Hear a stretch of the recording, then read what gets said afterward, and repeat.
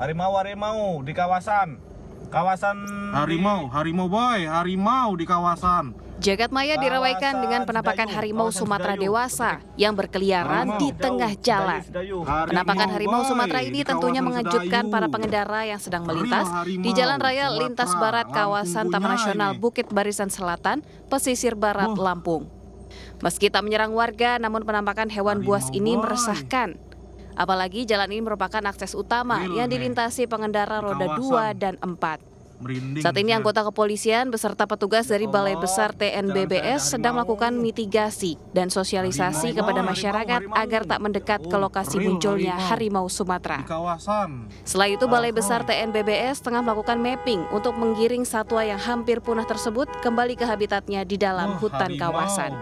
Sementara kemunculan hewan dengan nama latin Panthera tigris sumatrae ke jalanan ini diduga akibat mencari makan karena habitatnya rusak. Dari pesisir barat, Enrico Ngantung, iNews melaporkan.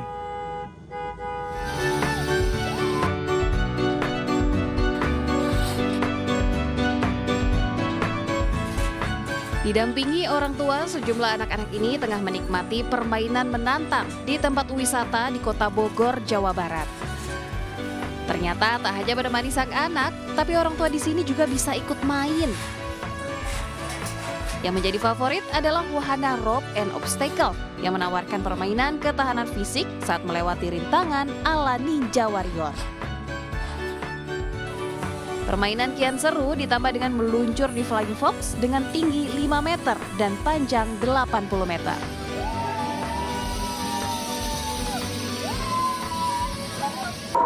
Kebetulan lagi liburan ini ya, Imlek ya.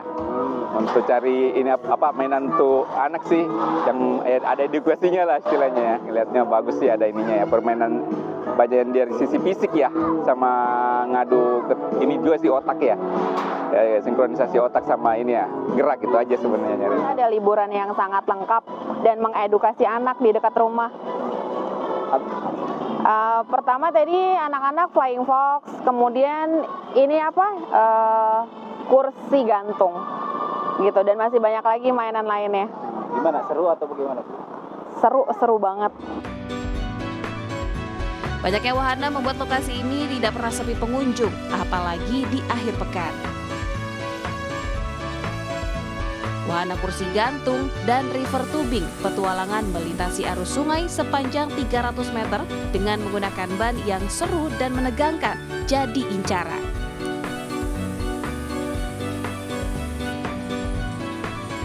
Wahana Rivera merupakan wahana baru yang ada di Kota Bogor. Untuk harga tiket masuknya dibanderol Rp70.000 hingga Rp80.000 per orang. Dari Bogor, Jawa Barat, Andi Firmansyah, iNews melaporkan.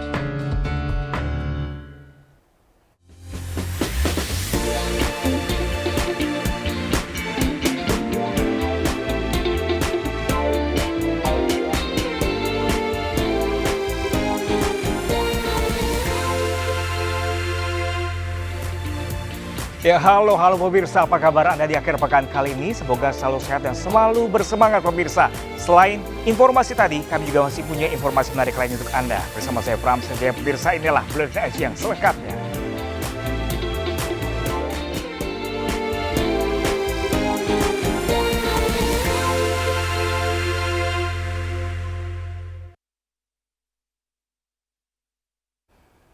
Ya, pemirsa, harus balik libur panjang 17.500 wisatawan padati stasiun Bandung guna kembali ke ibu kota. Sementara 36.000 penumpang diprediksi akan tiba di stasiun Pasar Senen pada hari ini. Stasiun Bandung kembali dipadati masyarakat yang kembali dari Jawa Tengah dan Jawa Timur pada Minggu pagi. Ribuan penumpang tiba untuk kembali beraktivitas di kota Bandung usai berlibur Isra Miraj dan Imlek 2024. Sementara penumpang yang hendak ke Jakarta, PT KAI Daob 2 Bandung mencatat ada 17.500 penumpang. Penumpang 17.500 baik berangkat dari stasiun Bandung, stasiun Kiara Condong, dan beberapa stasiun yang lain yang melayani penumpang di wilayah Daob 2 Bandung. Arus balik di stasiun Senen berdasarkan data yang dihimpun dari PT KAI, 14.000 penumpang akan tiba di stasiun Pasar Senen pada hari ini. Dari total 36.000 penumpang di wilayah stasiun Daob 1 Jakarta. Puncak arus balik diprediksi terjadi pada hari ini, sementara sisanya akan tiba di Jakarta pada esok hari. Dari Bandung dan Jakarta, tim liputan iNews melaporkan. Ya pemirsa, seorang pria asal Sumatera Selatan terinspirasi beternak lebah madu lantaran tertipu karena membeli madu palsu. Dengan modal terbatas ternyata pria ini bisa menghasilkan untung hingga jutaan rupiah.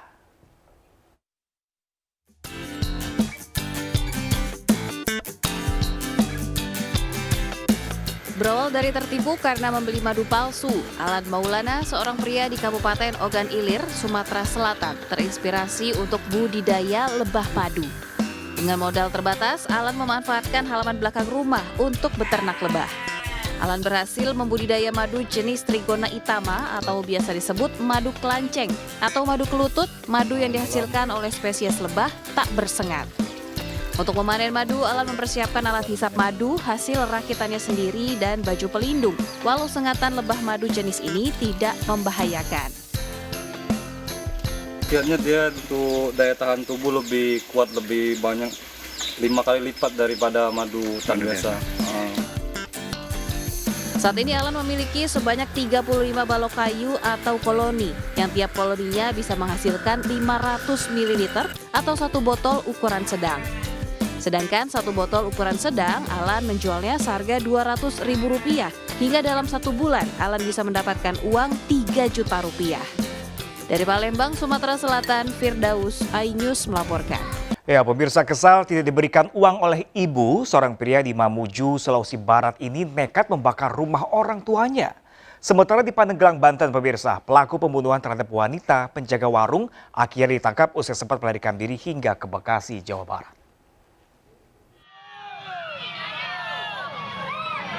Ratusan warga berkerumun di ruas Jalan Muhammad Yamin, Kota Makassar imbas adanya pelaku pencurian yang bersembunyi hingga terperangkap di atap rumah warga.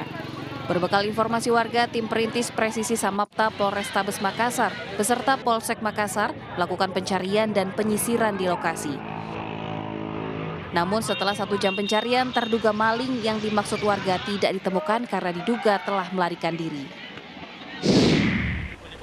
Seorang pria di Mamuju, Sulawesi Barat diamankan polisi usai membakar rumah ibunya sendiri lantaran kesal karena tidak diberikan uang. Berdasarkan keterangan kepolisian, pelaku nekat membakar rumah orang tuanya lantaran kesal karena sang ibu yang menerima uang pensiun dari suami namun pelaku tidak diberi. Pelaku awalnya membakar 1 kain gorden jendela yang berada di dalam rumah, namun api membesar hingga menghanguskan bangunan rumah. Pelaku pembunuhan terhadap Siva, pemilik toko atau warung di Kecamatan Mekarjaya, Kabupaten Pandeglang, ditangkap. Pelaku yang masih berusia 18 tahun ini ditangkap di Serang, Banten. Dalam proses pelariannya, pelaku sempat melarikan diri ke wilayah Bekasi, Jawa Barat. Dari hasil pemeriksaan, pelaku menusuk korban sebanyak 4 kali dengan pisau ke tubuh korban dan juga leher korban hingga korban tewas.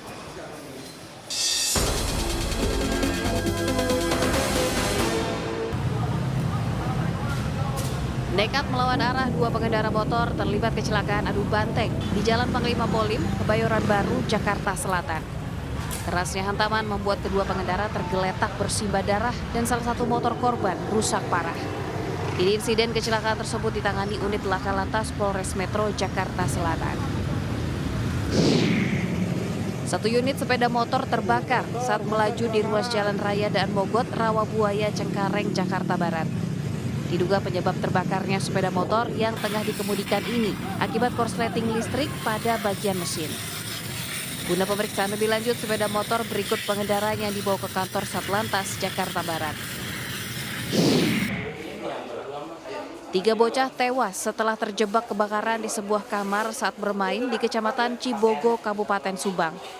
Naas kebakaran terjadi saat ketiga bocah ini ditinggal orang tuanya pergi beribadah ke gereja. Ketiganya tewas usai mengalami luka bakar serius dan jasad korban dibawa ke RSUD Subang.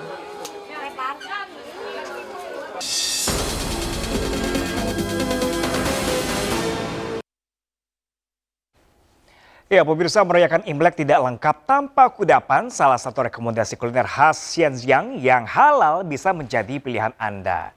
Meski tampak sederhana pemirsa, informasi ini selengkapnya untuk Anda.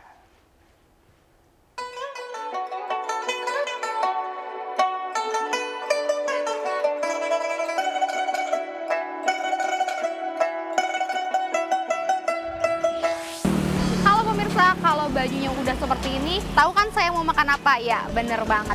Untuk merayakan perayaan Imlek, saya mau makan makanan khas Xinjiang. Mau tahu seperti apa? Yuk langsung ikutin saya.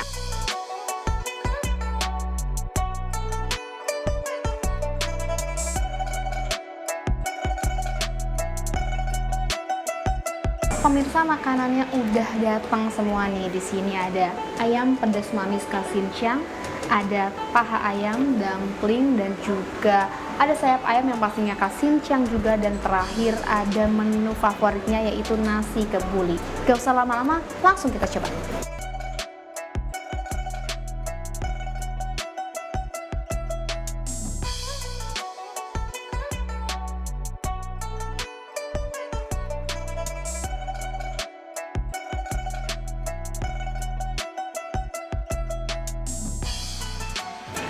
Pemirsa, rasa makanan-makanan di sini nggak kalah sama yang ada di restoran. Tapi saya punya satu menu andalan, yaitu ayam pedas manis khas Xinjiangnya, karena kaya akan rasanya sangat autentik. Pedasnya ada, manisnya ada, gurihnya juga ada.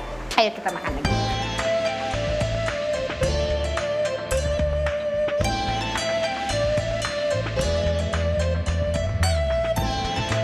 Sini ada ayam pedas manis Xinjiang, ada nasi kebuli kambing, sama dumpling. Semuanya cocok, tapi yang lebih cocok sih ke dumpling sih. Dari halalnya beda, karena di sini hanya menggunakan sapi, kambing, sama ayam. Autentiknya sih ke Cina sih, dari rasa ke Cina, cuman dari modelnya ke Indonesia kayak gitu. Pemirsa, bagi Jakarta yang ingin menikmati kuliner Cina yang halal dan juga harga yang terjangkau, bisa datang ke tempat makan yang berada di Jakarta Selatan. Dari saya Nisa Zahid bersama juru kamera Novan Dwi Kusuma, Gongsi Facai.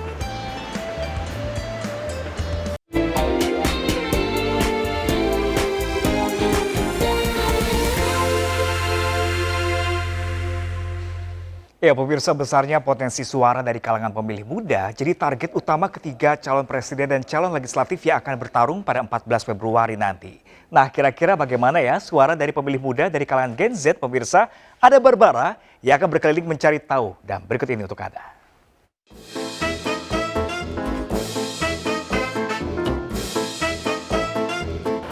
Komisi Pemilihan Umum KPU, ini tuh penyelenggara pemilu tahun 2024. Oh my god, 3 hari lagi nggak kerasa kita udah harus nyoblos. Waduh, Barbara penasaran, Gen Z gitu kira-kira udah belum ya menemukan hak pilihnya? Kita wawancara kali ya.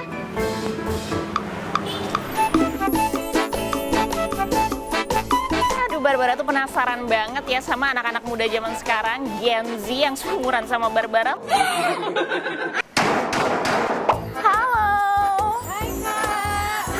Dong, Barbara. Namanya siapa? Nama aku Raisa. Kamu? Aku Monik. Oke, kalian ini umurnya berapa nih? Aku 19 tahun. Aku masih 18. Itu berarti udah bisa menggunakan hak pilihnya dong. Pengalaman pertama banget. Excited banget soalnya gue tuh udah I can do that like wow. Mau milih-milihnya seleksinya tuh gimana? Kalau aku lebih seringnya dengerin pendapat teman-teman di aplikasi X. Sekarang ada media sosial TikTok gitu kan. Jadi setiap abis selesai debat tuh cuplikan-cuplikannya tuh beredar di TikTok, terus komen-komennya tuh kayak ngebuat kita bimbang gitu juga sih. Oh my god, jadi kapan dong kalian tuh menetapkan hati? Mungkin kayak H-1 kali ya.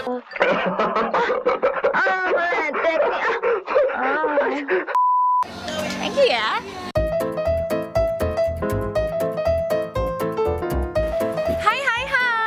Namanya siapa? Eme, aku udah 20 tahun. Udah menentukan pilihan belum? Udah ada beberapa, ada Berarti plus minusnya. Masih swing voters gitu? Iya, masih. Apa sih yang jadi patokan utama? Jujur aku nggak tahu, soalnya kan ya ini mengurus satu Indonesia. Yes. Ini kan banyak nih potongan-potongan debat di sosial media. Menurut Emi itu mempengaruhi nggak sih? Itu mempengaruhi banget. Ngelihat Twitter atau X. Dan itu lebih banyak suara masyarakat yang lebih julid. Ini parah nih. Thank you ya Emi ya. Ya, thank you. Bye.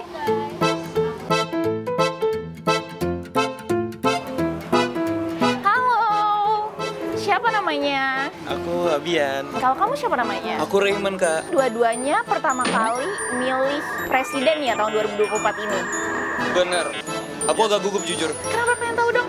Karena kan kayak pilihan kita bakal nanti yang bertahan 5 tahun ke depan ya. Apa yang kalian bisa jadiin patokan? Menurut aku sesuai visinya sih. Dan juga kayak gimana dia bisa dekat sama masyarakat kayak gitu loh. Oke, kalau Abian sendiri gimana? Kalau aku nggak tahu sih ya. Cuma kayak dari TikTok doang sih. Yang kamu resapi dari TikTok tuh apa? Nggak tahu sih sih. Minggu makan nih sekarang nih. Jangan dipisahin. Jarin. Thank you ya. Dadah. Dadah. Oh my god, Barbara tuh seneng banget ya. Ternyata Gen Z yang Barbara ajak ngobrol tadi tuh benar-benar aware loh sama politik dan juga mau menggunakan hak pilihnya untuk pemilihan presiden tahun 2024. Nih Gen Z yang nonton Barbara, please gunakan hak pilih kalian. Karena hak pilih kalian itu menentukan 5 tahun ke depan nasibnya Barbara. Nasib kalian semua juga.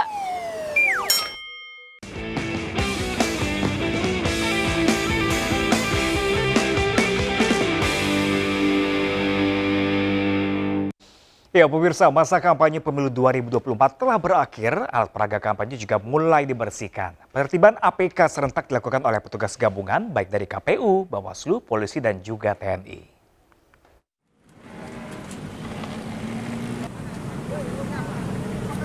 Pemprov DKI Jakarta mengerahkan 2.300 personil petugas gabungan untuk membersihkan alat peraga kampanye di ibu kota dengan menyisir sejumlah ruas jalan protokol ibu kota, salah satunya di kawasan Semanggi.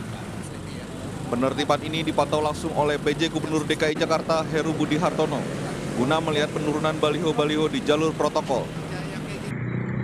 Sementara dari Surabaya, pembersihan APK juga dilakukan oleh petugas gabungan dari TNI Polri, Bawaslu, Satpol PP di sejumlah titik sepanjang jalan protokol kota Surabaya. Penurunan APK juga terlihat di kota Parepare, Sulawesi Selatan. Mulai dari baliho caleg, poster, hingga bendera partai di sejumlah ruas jalan, mulai jalan Trans Sulawesi hingga masuk ke perkotaan. Pembersihan APK ini guna menciptakan suasana masa tenang kampanye jelang pencoblosan pada tanggal 14 Februari 2024 yang tinggal menghitung hari. Tim Liputan iNews melaporkan.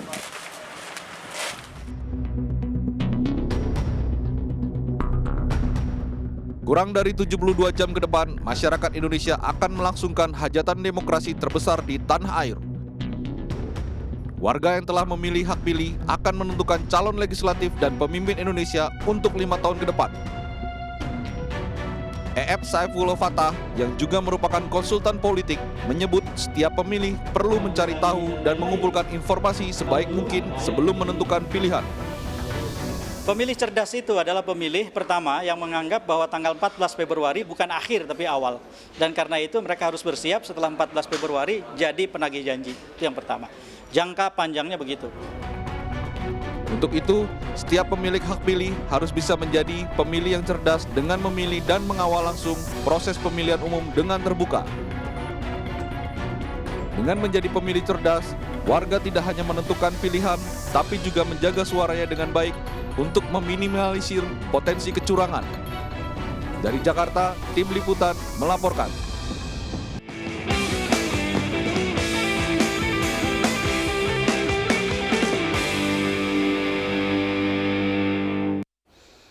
Dan pemirsa, informasi tadi sekaligus menandai akhir jumpa kita hari ini. Mari ulurkan tangan Anda untuk berbagi kebaikan kepada sesama bersama MNC Peduli melalui nomor rekening di bawah ini atau dengan scan kris berikut melalui aplikasi uang digital Anda. Informasi lengkap juga dapat diakses di mncpeduli.org. Saya Pram Senjaya, beserta kru yang bertugas pamit undur diri. Sampai berakhir pekan. Terima kasih dan sampai jumpa.